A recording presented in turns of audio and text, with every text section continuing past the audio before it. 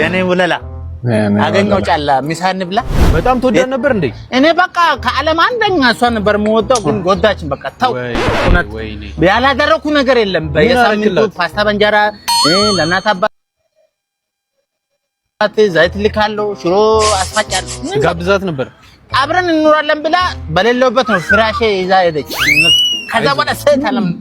ሴት ማመን እውነት አይዞህ አታልቅስ እኔ በቃ ከዛ በኋላ ስትሮንግ እኮ አሁን ከእንደገና ጊቭ አፕ ለማድረግ እየሞከርኩ ነው አሁን እኛ እየሞከርክ ስለሆነ ከ10 ሺህ ብር እየሞከርክ ስለሆነ 10 ሺህ ብር bombastic side eye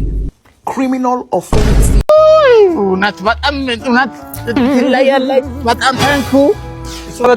እሺ ሰላም በቃ አካውንቱን ፎሎ እያደረግህ አረጋለ በተሰበ ማስተረጋ እሺ ሰላም ግባ እኔ ቆንጆ የኔ ወለላ አገኘው ጫላ ሚሳን ብላ መቸኛለህ